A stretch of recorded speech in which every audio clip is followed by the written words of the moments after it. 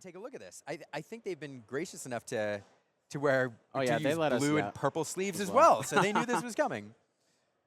Yeah, TFM Nunez actually obligated to use the purple sleeves this weekend, so that's awesome. And we saw Chris yesterday, I believe. I did not get to commentate his match, but here he is again. Another fantastic player. So this is a really fascinating mirror. I know it's one that we're getting used to seeing in this meta. Blurple's representing somewhere in the range of 40 to 50%. Well, in the 30 to 45% range of many tournaments that we've seen, so it's a match that we know. But I know you're a big fan of this mirror. I'm also a fan of this mirror deck. Yes. There's a lot that I don't like to watch. I'm sorry, fans of Ruby Sapphire. I can't take many more of those mirrors in Infinity. But this is one that I think is really fascinating because you have these wild board swings. There's so many catch-up mechanics in these decks that you end up in this state on turns 5 and onwards where there's just these wild haymakers back and forth as you're dropping these catch-up cards like Hades and Belle and Elsa's. And for a while in these games, it's difficult to tell who's the beatdown, who's the control player, because they just keep swinging back and forth.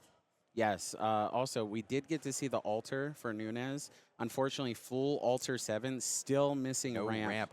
He does have the develop on turn 1 to dig a little deeper to try to find it, but of course you'd rather play a turn 1 Basil. Not only that, when you full altar 7, you're at the full whim of your deck. Like, it is such a powerful mechanic, this altar mechanic in this game. You can really line up, I'm going to play this on 1, this on 2, this on 3. These are the cards I'm going to ink. So, yeah, really, really rough variance there for Master Nunez. Yeah, I have to do the math again, but ages ago I did the hypergeometric metric math calculator, etc. Right. And the odds of hitting 1 of 8 cards in a full altar is like 80-something%. Yeah, and he has more than 8. More than 8. He has 1 jump ahead as well. Oh, my goodness. Which I was very much against. But guess what? He's there, and I'm sitting here. That's fair. So here we do have the Develop Your Brain. We're going to see if he finds that. I didn't quite see what he scooped. Like it doesn't look Royal like Guard. it. So wow. maybe we can draw into it next turn. Look at that. Chris playing off his hand there as if it's his deck. Set up his entire turn and just dealt the cards. Yeah, very Look at that. interesting. I love that. That's confidence right there. A little showmanship. And nope, we draw into a dig a little deeper. Oh, unfortunate. Which, again, if that was second starter right, would be in the same situation. Would be just as bad, if not worse, actually. Yeah. Oh, my goodness. And this is just unfortunate. I mean, again, looking at the math, I don't know what the percentage chances of how much it goes down if you miss ramp on turn 2, but especially in the mirror, it's huge. And unfortunately, if you're on the play and you miss the ramp, I mean, your opponent gets a little bit of ink advantage, but when you're in the draw and you miss ramp, it's even worse. Another unfortunate one, the 5th seed playing the 4th seed. Like, when you're the 5th seed going into top 16, you're feeling fantastic, right? Mm-hmm. You're like, I'm going to be on the play most of the time. Yeah, immediately not on the play. So here we go. Let's see, we get on turn 2. We have a couple 1-drop, or at least one 1-drop we could put down. You could even... Yeah, he's going to play something to just not let that Tipo freely quest a couple turns. So it's going to be an uphill battle from David at this point. Chris here, looking through his hand on the table there, looking for that card he wants. He found the Basil to ink, and now we're going to look at the hand. Just casual. Yeah. Questing with the Tipo, probably going to come down with a Elephant, if you had to ask me if he does do a quest with the Tipo. Let's see, thinking about it. Instead, we're going to play the Dumbo. I think that's right, probably considering it. Instead, I think he probably had the 2 options. We get the Dumbo. And here, like, because David missed ramp, that Dumbo now free to stick around for a while. It's going to be a little while before David can find the answer for that. So Christopher certainly to get some cards out of it. Absolutely. I might even quest with the Royal Guard there, just hoping, you don't use the Dumbo. Just, please challenge my Royal Guard. Please challenge my Octopus. But no, instead, Christopher immediately using that demo, getting the information early, going to ink a Palace Guard, leaving 4 ink up. And there's that Genie. I think couldn't script this any better, knowing that your opponent missed ramp. I think if he was on curve, perhaps you play that in reverse. If you have the Genie, play the Genie, look for the Dumbo later. But here, free to get that Dumbo out early. Back over to David. With his own Genie. Really going to need an Elsa if we're Nunez. And Elsa is one of those catch-up cards that you need. Yeah, but honestly, and we have 2. This so is again just the writing might actually be on the wall, especially if Chris has his own Elsa here. That could be, hey, if this wasn't untimed, scoop it up mode. Let's see, plenty of ways back in this. Christopher drawing a card with that demo, getting the information as well. Let's see if he found that Elsa. I see a little bit of blue sky there. Debating. Counting. Doing the math. There's that Pleakley. And it is Yeah, the there's Elsa. the Elsa. Oh, that's so impressive. There's that Genie. This is the 1-2 combo we see all the way back in last meta. You're going to challenge into that Genie. That other Genie kind of come across, clear that off the board, and oh, that doesn't feel good. Yeah, but at least if Nunez does have his own Elsa, he has two, the Basil. actually. There we go. And at this point, at any point past turn 2, you generally just ink the ramp. So there's Basil going to use support ability here. Plus up that Elsa a little bit. Elsa going to come down, clear out that Dumbo. Yep.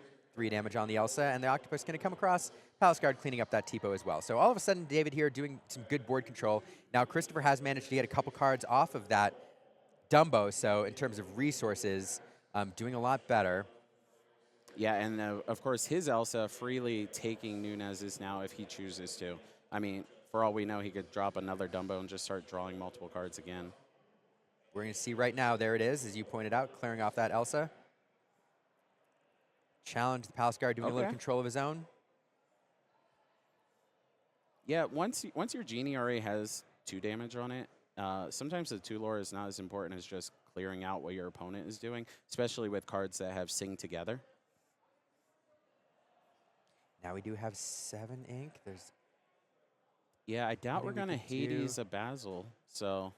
It is the Elephant, probably going to take... Yep, bring back the Elsa. Yeah, for sure. Definitely bring back the Elsa. We can Elsa the Basil the following turn, and then we can Elephant into the Basil, and we got 2 damage sitting around that we can just go ahead and... And a little clever play with the Pleakley there. It's a way to get an extra ink per turn. Right. So just pay 3, get an ink. Sometimes you have the extra ink. That's the way to go. Yeah, I rarely ramp past turn 2, but also I don't play Pleakley, and I'm sure Chris knows his deck much better than I do. So Nunez trying to figure out, is there anything that gets me back here? Yeah, healthy hand, though. Into the unknown, going in, and then a pass. Yeah. So hopefully, I mean, he's thinking, hopefully, my opponent will just play Elsa, and at least Genies will trade with each other. There's that Elsa coming back down, exerting the Genie. But if we have a Hypnotic Strength, that's not going to happen, and there it is. Yeah. Challenging in, removing that Genie. Fix the die there. Yep, that's what it was on. Yeah, I mean, sometimes you're on the draw. Sometimes you miss the ramp. Sometimes your opponent executes their game plan. That's just Disney Lorcana, all right?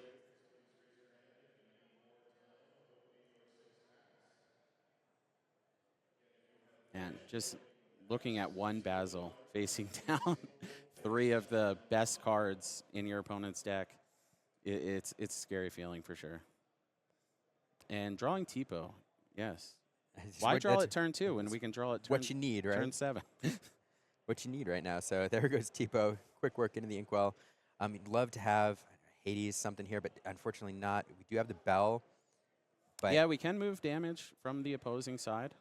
I'm assuming he wants to move all of the damage off the Elsa, and so that, sorry, I'm not assuming. It's interesting that sometimes you will want to move all of the damage off the Elsa so that your opponent doesn't have access to their own Bell, which could take out your Basil. Yeah, and Chris getting to a point almost every turn where he's also setting up Sing Together 10 if he's playing his own second stars or dig a little deeper. Yeah, and sometimes, I mean, Chris inking every turn here as well, because Sing Together, or because Second Star is the Mirror Breaker, sometimes players that have the resource trying to get to that 10, so if their opponent shuts down the board, playing that Sing Together for full cost is an option.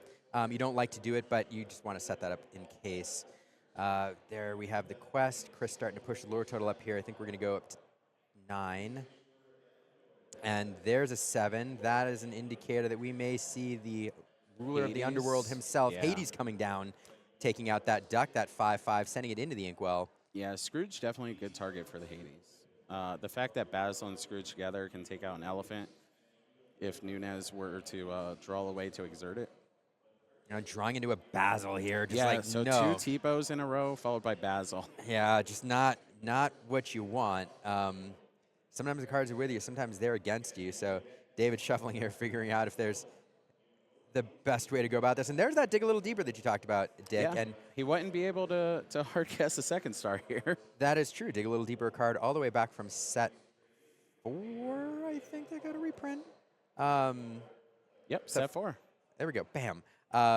Beautiful art by Rachel Elise. Yeah, so this card, rather than drawing you 5 cards, 6 cards to the right, what it does, it lets you dig 8 cards down. Now, Dick, why do you prefer Dig Together over Second Star? And we know the cost, it is cheaper. Other than that, why do you think that card's ability is better than Second Star? Oh, well, obviously the ability is it's probably a little under Second Star, okay? Just in raw Just a little. power level. But there are many times that you Second Star, and you only needed 1 or 2 cards to close out the game anyway, so it kind of didn't matter, the other ones. So if you can dig a little deeper sooner, then you're able to find those cards, again, sooner. It costs 20% less, and then you can close out the game much faster than you normally would. Oh, with a second Hades, that's, I mean, it was already all but over, but it's got to just be over at this point. But also, I was playing the Ursula Voice Stealer, and in the mirror, it was pretty often that I would play the Voice Stealer and exert an Elsa from the opponent, an 8-cost Elsa. And I would have been able to play Dig a Little Deeper for free. I mean, it's singing it is great. If your opponent can sing it for you, that's even better. Yeah, absolutely love the flavor of that one. So David here doing the math, trying to see if there's anything he can do to dig his way out of this. Hades representing 4 by himself, plus the genie at 6, 7, 8. So a lot of lore over there to deal with. We just have a couple of little mice running around over there. Yeah, and off that Dig a Little Deeper, he did find a Hades and an Elsa, which again, if you played Second Star, those are kind of the only 2 cards that would have mattered in the top 5 anyway. So just thinking about, do I draw this out or not? Yeah, he will never concede. He will hope his opponent just forgets that they can quest before he concedes a match most of the time. Developing your brain now, looking a little deeper in the deck. And right, nope, not finding it. Here we go. On camera, Nunez. Here we go. Different breed. So unfortunately for David, we saw it from the beginning, not on script. The odds of finding 1 of 8, and you said he's running even more, on a full, when you can see 14 cards off the top of your deck, it's somewhere in the 80% range. I mean, chat can and go he was on the and he was on the draw. And he was on the draw. And so he getting an extra card there, and he developed your brain. I mean, probably close to 90+% of chance of finding the card he needed there. And sometimes the cards just aren't with you. So missing that ramp and making a game out of it, yet like hanging around, unfortunately just unable to recover from not being on that script that these Sapphire decks want to be on. So Christopher taking game 1 on the play, doing a little deck check here. Probably, he knew Dig a Little Deeper was in there already. He looked at the decks, but just, verifying numbers. And now we're going to get to see David on the play. And hopefully we can see David doing what he wants to do. Rather than... And we see Chris counting the air. Let's see. Yeah, definitely an uphill battle for David Nunez. It already was, being on the draw with both players, obviously being some of the best players in the room, right? We have been jovially talking about the play draw disparity this entire weekend, right? But when you get to this point where you find the upper echelon of people, there's going to have to be some things that do go wrong for your opponent when they're on the play for you to catch up, because it's not like round 1, round 2, you're not exactly sure who you're playing against. Maybe they just came out to play for fun. Maybe they just came out because they want to experience the game, and they don't play the exact, what people would say is perfect card every turn. It's a little easier to catch back up, but here, yeah, it's going to be a real bad uphill battle. Yeah, to your point, that's the thing about TCGs is sometimes your opponent, especially when they're on the play, Yeah. there are just draws that you just can't beat. Yeah. It's most evident in the aggro decks when your opponent drops like 3 daisies in the first 4 turns. But even in this deck, I mean, Blurple, when it's doing, turn 1, get a character on the board, perhaps Basil, turn 2, Ramp, turn 3, Genie, turn 4, Elsa, or Dumbo, depending on, which way they want to go. Turn 5, then Dumbo, drawing a card, or an Elsa, depending on if they want to, challenge it. That is a line that is very difficult to beat when they're on the perfect script. Yeah, and Nunez is telling me anytime he has 1 jump, he almost always elects to keep it in the opening hand, even if he has another ramp that people might perceive as better. just because it is the worst to draw later Yes. in the game, which is why I can't bring myself to play it. But like obviously we have completely different play styles. That's something I don't find people talking about enough. Is like people will say, "No, this is the perfect 60 card deck." It's like, "No, that was the perfect 60 card deck for you." Right? Have you I mean, we've all seen deck lists where it's like, "Wow, 8 people made top 8. 4 of them were on this ink color. None of them had the same 60." But they were all wildly successful throughout the day.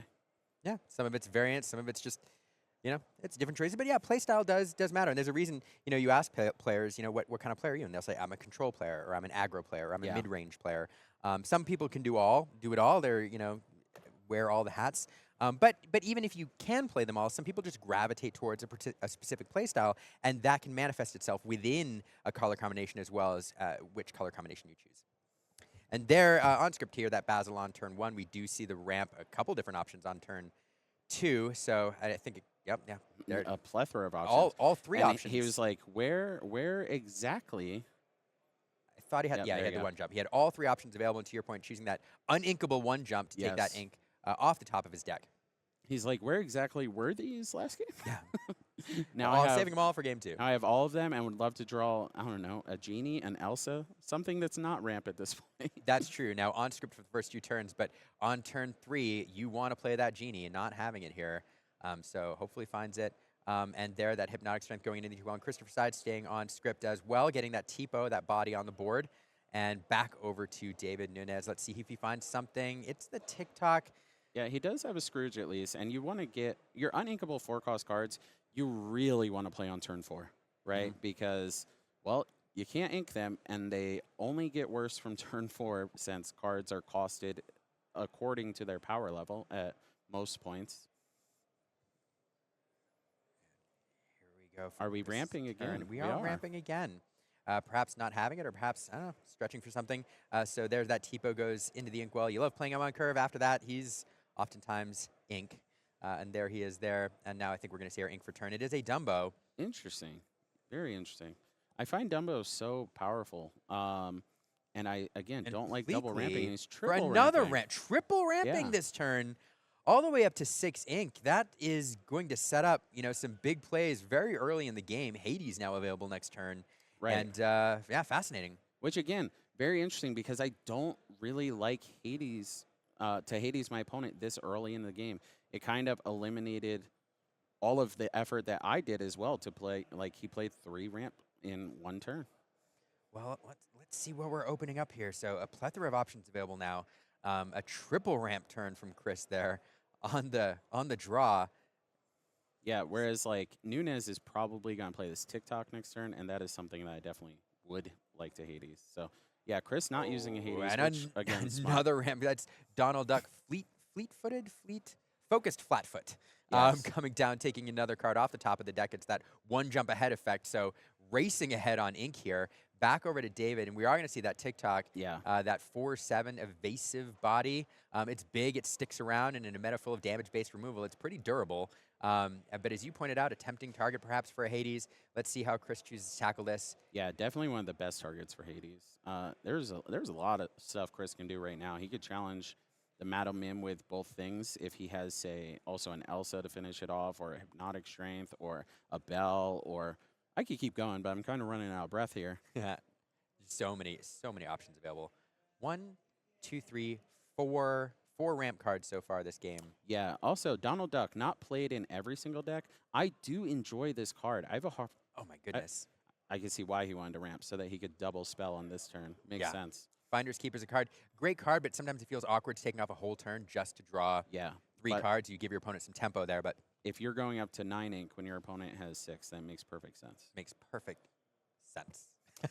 And here with 4 ink available, plenty of things you can do. So it looks like we're going to take out that Scrooge McDuck with a double challenge there. And then passing. So leaving those 4 ink up. Yeah, would have loved to see, I don't know, a Genie or something there to draw an additional card and replace itself, or a Dumbo to start that going. Nunez finding his. Disparity. But yeah, but then finding some card draw here with Dumbo coming out, immediately making use of that TikTok and an ink and a Sailor Azure at Sea to boot. So David says, I see you ramping. I can ramp. I can still ramp too. Yeah. And at this point, the sales are kind of just drawing a card, so we might as well just get rid of them. We're going to ink it next turn anyway. If we're able to find a Sing Together card, or of course we need extra ink now because we have our Dumbo, so we're paying 2 more each turn. And Chris not giving us anything in terms of hand cam, so we're going to be surprised as he keeps playing this game. I feel like he has to have a Hades at some point for this Dumbo. He's drawn so many cards. There he is. And it's probably going towards his Dumbo. Infernal Schemer coming down, sending that Dumbo to. He says, I have the card advantage of this game. Yeah. So Hades, a 3/6 body sticking around here. We're going to leave that tick-top up and back over to David, who doesn't have a lot of cards in hand, drawing into a Dumbo. Oof, yeah, and a Genie. And he's going to pretend he got it off the Genie. Oh, yeah. Just to be nice to your opponent. I do the same thing. Oh, it's like, goodness. God, this would make you feel bad. I'll pretend I found it at least. What a fantastic draw off the top deck. I mean, a 1-2 combo there of Genie Dumbo feels really good. Card count was getting really low, managing to get some cards on the board, refill his hand a little bit, immediately making use of that TikTok to draw a card. Back over to Chris for the answer. There's so many resources available here. Exerting 5. I'm assuming an Elsa's coming down here. No, it's another Finder's Keeper. We're going to look for more cards. Excuse me. And now with ink for turn, that's 6 ink available. My goodness, so many cards. Yeah. So also, I want to point out a little bit, not to rag on Chris or anything, but he bled 4 ink the turn right after he triple ramped. Then he bled 3 ink last turn. He could have just kept those cards in hand. Well, we'll see. It may pay off in the end game here if we can do some wild giant swings. But speaking TikTok's a good answer. Giant things, here comes TikTok onto the board, a 4/7 of his own. But unfortunately, no answer for that Dumbo and plenty of evasive characters over there.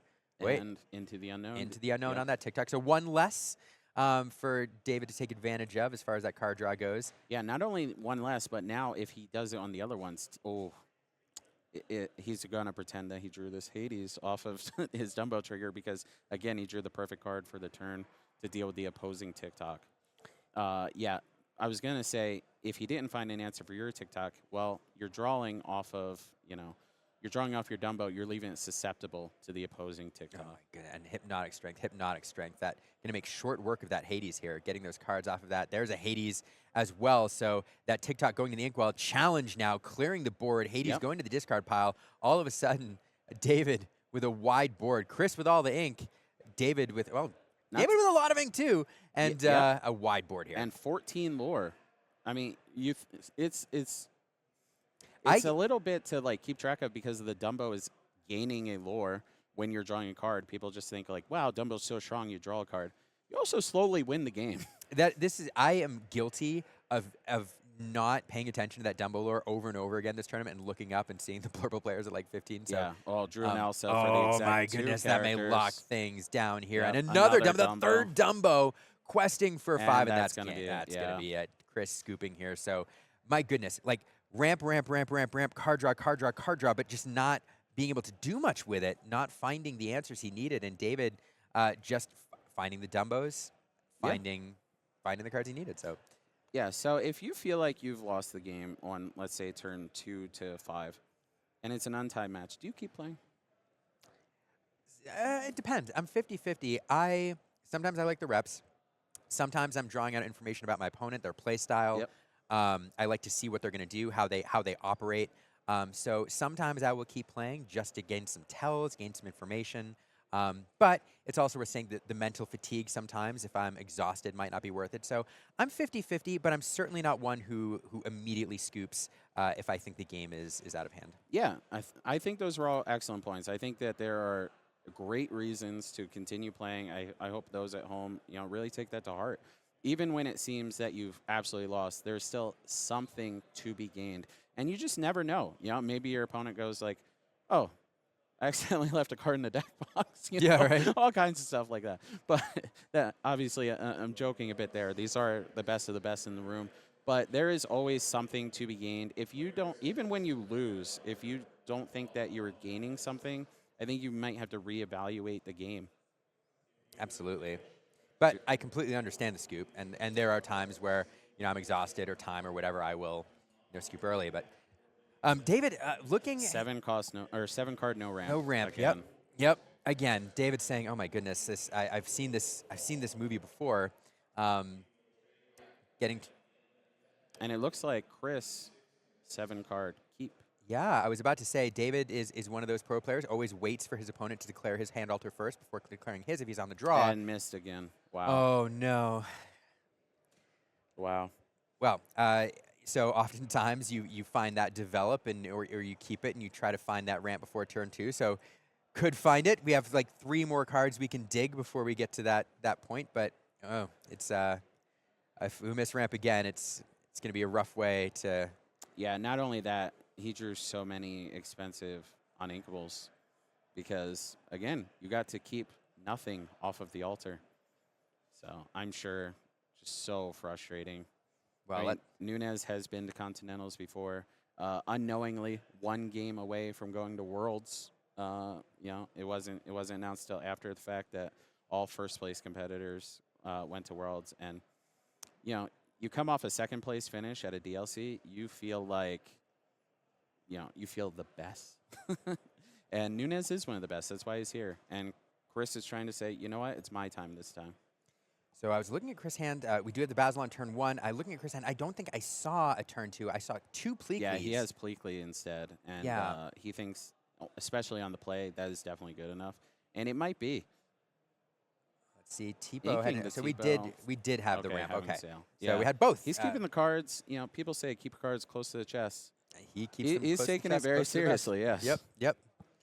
Not giving us much, and so no, he had all the turn 2. Showing there off. we go. Yeah, just showing off. Look at all my turn 2 ramp, and yeah. David there drawing into an Elsa, not gonna do it. Wow. Feels really bad, and look at the hand. Elsa, Hades, multiple 3 Elsas. That's a big Elsa there. Yeah, 3 Elsas, 2 5s, and an 8. And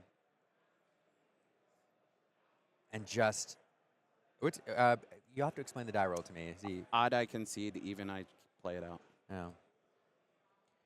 And just oh my goodness, it's so painful. You have a Palace Guard you can establish, or just gonna ink that because the inkable choices are so low. And I'm guessing David does not run Pleakleys. No. Yeah, I haven't seen him. We're on our 3-cost card is Into the Unknown. Well, which at Ink, I Into the Unknown my own Basil. I tried my hardest. Still lost that game. We saw that play today, or yesterday. A player doing that as well. And there's that Pleakley, so we've got ramp on 2 and 3 here. Back over to David. He finds the Develop Your Brain. He's like, oh, I wish, where was this earlier? And drawing into a Hades and... Yeah, Hades immediately going to the bottom, so... And a Tipo. He did find a Tipo. Yeah. Okay, so that's... I mean, it's late, but we're going to put Into the Unknown and go play the Tipo. Probably get rid of this Elsa. Yeah, he gets rid of this Elsa. Big Elsa. And at least finding something there, so... Yeah, and then, of course, if it wasn't continue playing, it was his ink choice. It's something that a lot of people in other kinds of games do. They'll do things like wear a watch, and if the minute hand's on the odd one, I'm going far left. If the minute hand's on the even one, I'm going far right, as far as decisions go with cards in your hand. It's a way to... remove some mental burden, right. I'm assuming? I was going to say, remove the burden of, you know what, if I would have just done this, just leave it up to fate. Well, fate not being too kind with David and his draws here. But getting a little bit of breathing room from Chris. He will take a turn off here to play Finders Keepers. We'll see if we get anything on the board. Nope, it's just that Pleakley. So a little bit of breathing space as far as the board goes, allowing David a turn here. We'll play that Elsa, probably play another Elsa. Elsa that, and then, support. Essentially trade a Tipo and get 3 damage on our Elsa. Or, sorry, quest with Tipo and get 3 damage on our Elsa. That support ability coming. I love a turn 1 Basil. Oh, yeah. I love a turn 1 Basil. It's the best one drop by far, unless you have to develop because you're unfortunate on the day. Yeah, right. So now, Chris, with the Genie coming in, we'll draw a card off that. I don't think we've inked for turn yet, so other stuff we can do. And again, I mean, you love to play it here, but not a strong board presence, so... yeah, at least it replaces itself when your opponent might have another Elsa or something like that to clear it. Let's see. And a pass, leaving 3 ink up again. Yeah, unless you had Pleakley there or... Pleakley or jam another sail if you're into it or something. Yeah, just get rid of a sail. Then there wasn't much that you were going to draw anyway. Yeah, gonna have to ink the 1 drop here. And let's just start questing. Let's try to get Chris to turn that Genie sideways. back over to Chris. Lots of ink available. It is interesting. Like Chris has managed to hit a lot of ramp every game, and it feels like several times he's in the driver's seat. I'm struck by the finders keepers because yeah, taking a turn off is rough. I think we said it. I think a lot of content creators have said it. The first one to play finders keepers before you have, say, 9 ink, sometimes kicks the ball over to the opponent to take over the game. Yeah, I mean, getting those cards is great, but it is a huge tempo killer, and Yeah. we saw it in game 1, I think, where he played several of them, had some space there because David, again, was on his back foot, missing the ramp, but yeah, I mean, seeing your opponent draw 3 cards feels bad, but seeing your opponent take a whole turn off, not developing the board, does feel like, okay, I can breathe, I can establish something, and maybe start to build some momentum here. Yeah, taking out the Basil, it's so interesting that Basil is like one of the So most threatening things. Yeah. And then And moving there, the damage onto the that's alpha. great 1-2 combo there.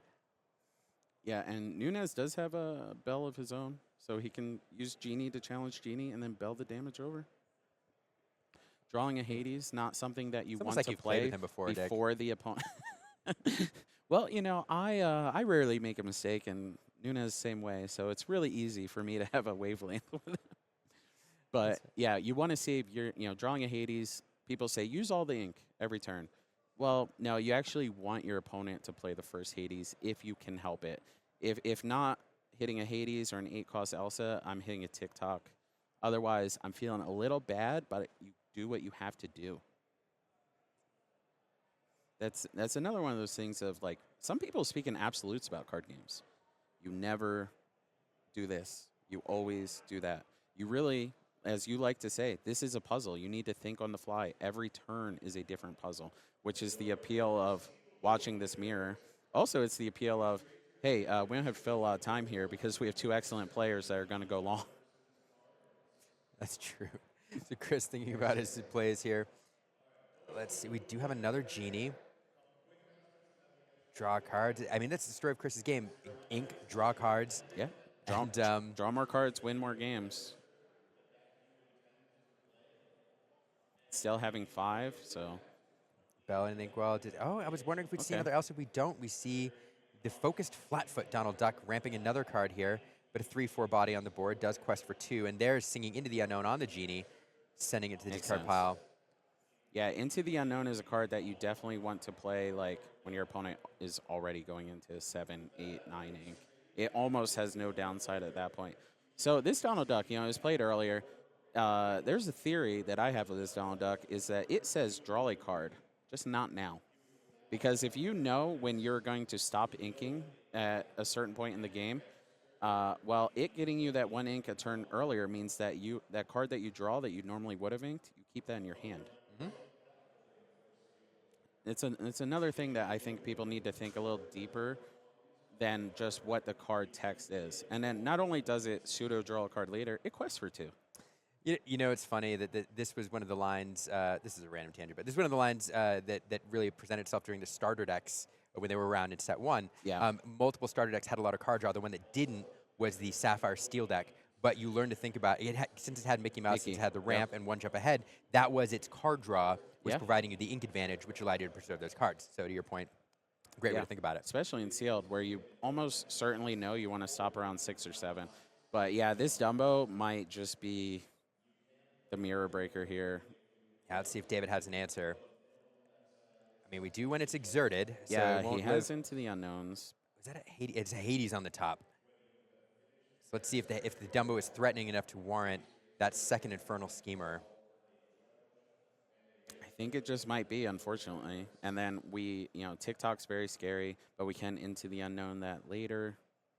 There he is, the Infernal Schemer coming out, choosing the see, TikTok. Yeah, I mean, TikTok it's a card draw off the Dumbo anyway. Scary. Yeah, such a big body. And the thing is, if we didn't do TikTok, we can't Into the Unknown, the Genie. We can't so turn anything sideways this turn. But since we did the TikTok, Nunez knowing I have less cards than my opponent, I have less resources than my opponent. I do have more lore. I'm gonna play to my strengths. Yeah, and to your, the other value here, being able to take out that Genie as well, that demo now only represents 1 card instead of representing 3 cards. Right, so and it can only challenge a Tipo, basically. So David here, I mean, plenty of ink available now. It doesn't feel as bad. You're not taking a turn off anymore. Plenty of other things to do, but playing Finders Keepers, drawing 3 cards. Going to now use the Dumbo to draw another card, so seeing 4 now. Plenty of ink available, but David over there establishing a lot of lore, 7 lore on the board now, a lot of willpower as well. Those Hades are pretty sticky. True. 6 is a lot. Oh, and it's the Hades Wars. Yeah. As soon as they came out, we knew we were going to get Hades after Hades. Let's see where this one's going. Yeah, probably the readied Hades, if you had to ask me. It's funny, like in this situation, sometimes it doesn't matter. I mean, Into the Unknown matters, but sometimes it doesn't matter. But everybody always chooses the ready one just because, you know. It's just in case you fan your hand out and you go, oh wait, I did have a thinking or getting the bell.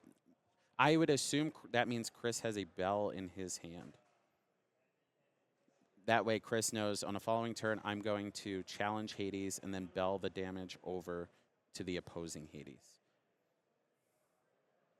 Wow, and now Chris just absolutely going sideways on him, going wide as can be. Ways to take this over. So David now. So David, it looks like he does have a bell. He can challenge that, and he can move the damage onto the Dumbo. Moving that over, Dumbo off the board. That's the thing about these decks, these wide board swings. I mean, Chris looked dominant on the board state, but 1, 2, 3, David now. Establishing a Dumbo, and now another Chris bell. needing to find evasive to deal with that Dumbo, absolutely. or just straight up removal, which he's used a lot of. He has used a lot, but drew 4 cards last turn. Probably some options. Again, not getting anything from the hand cam here, so I don't even know how many cards he has over there. But it's possible Chris might have wanted to just use his Dumbo and Donald to take out the Hades last turn, just so Nunez had even less in play, but. Again, we don't know his hand, so we don't know if he has strong follow-ups this turn. He's thinking an awful lot. He has roughly 37 ink. So let's see here. That Basil's going to go into quest. We'll give support to. Looks like the Hades. We're getting 5 damage. And finished off by the Palace Guard. Royal Guard. Or Palace Guard, Royal Guard. Royal Guard in this case. And then there's the Dumbo. Do we have the bell still? I think Sapphire going to send. I assume Basil. Basil? Yeah. I mean, it's already exerted. It's done its job. Is that a pass? Are there oh no my cards God, in hand no from bell. Chris? Oh, no bell. Okay, I thought we'd let's start see by a bell drawing swing over. cards. David now feeling like, oh my goodness, I have a window of opportunity here. You left the Dumbo up, immediately drawing a card. Sail the Azurite Sea, draw again, and only 2 cards in hand here as well, but 13 lore with 4 more on the board. Yeah, let's take out the Hades and let's probably get our Hades back in our hands so we can use it the following turn on something, because we found an elephant. We lost the bounce package, but we kept the elephant. Yep, and we know that the opponent is probably going to use Dumbo to trade into yours, and if they don't, we're at 15. Did Nunez miss ramp on the draw and possibly claw back? Let's see. A little bit of time left. We have the Genie Okay, looking for an answer. Looking for another Hades, perhaps. I think that's a sail. Yeah, not going to be much good here. Let's draw another card. I only saw the corner. Plenty of ink available. Let's draw off Dumbo. Other things. Dumbo Okay. going to give you a draw. Nunez says, I'll get your lore for you. Because when you say go, I'm going to try to get mine. 4, is that another Genie? Yeah, it has to be. Genie, and now, I mean, I feel like I can see into the future. Out of Hades range, so. Was that a head shake from Chris Becker? It might have been. So finding, just nothing. Oh and my, that's it, on bump. the draw, missing ramp. My goodness. Yeah. Chat, when you told him to concede turn 2, sorry guys, you were a little wrong. So I have actual goosebumps. I have actual goosebumps. What a fantastic match here in this Blurple Mirror. And yeah, I mean, showing the power of perseverance here. There was a moment where we thought, man, this is over.